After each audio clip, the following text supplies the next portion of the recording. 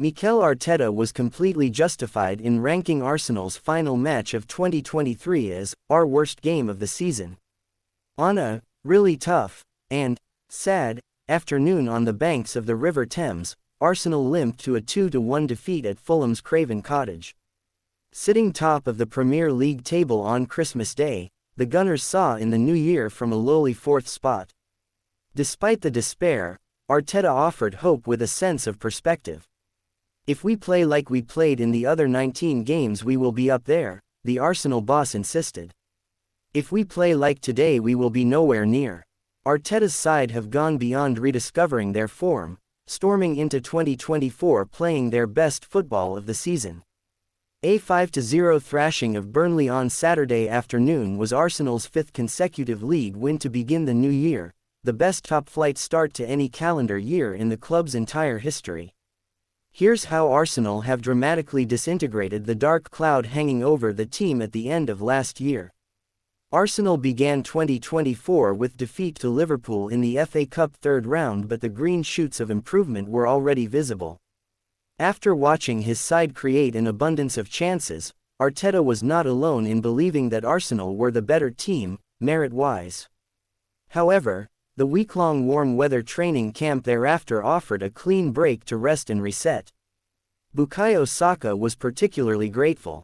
"I needed the rest, to be honest," the overworked England international admitted after the Gunners returned to action with a 5-0 victory over Crystal Palace. "The break came at the right time. We're all hungry to push strongly until the end of the season." Saka has scored 6 goals during Arsenal's winning sequence, as many as he could muster across the first 5 months of the Premier League season.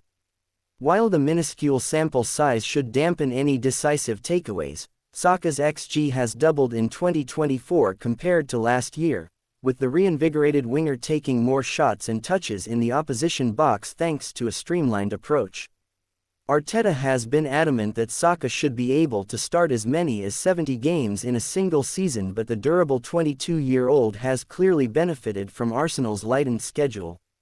The team's 5-game winning run has been spread across 40 days.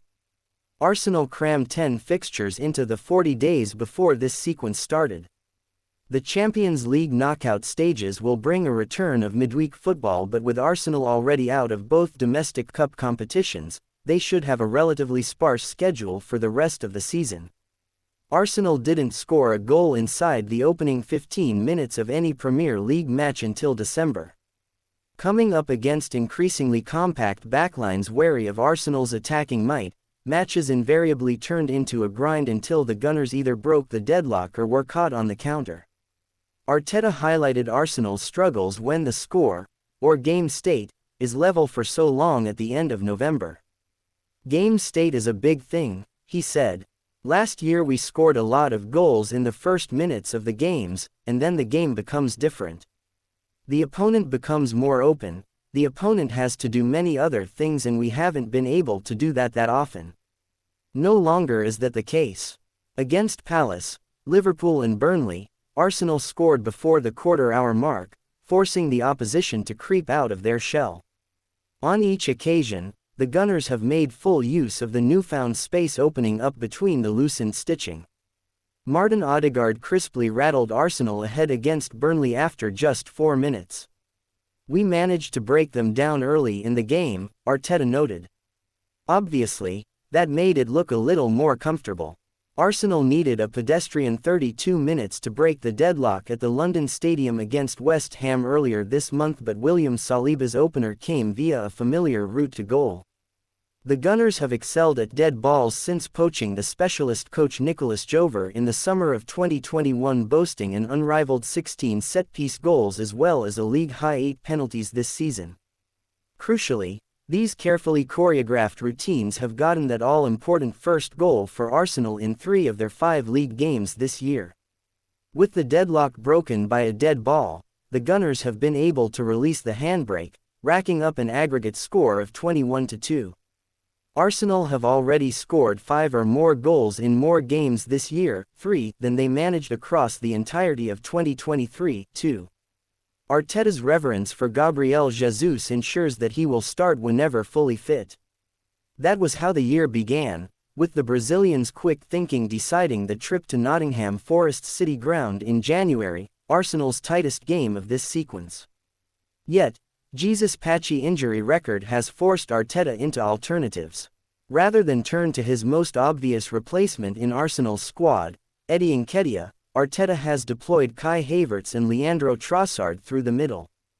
Both players have operated closer to a second attacking midfielder alongside Odegaard rather than an out-and-out number 9. Jurgen Klopp, despite coming up against this approach in the FA Cup, was flummoxed by Havertz's evasive movement when Liverpool travelled to the Emirates in February, with the German and Odegaard combining to leave the visiting backline in ribbons for Saka's opener in a deserved win. Trossard has filled the fluid role over the past fortnight, befuddling the backlines of West Ham and Burnley by refusing to stick to a fixed position. Despite taking almost as many touches in the middle third of the pitch as the final 40 meters, Trossard has scored 4 goals in 2024.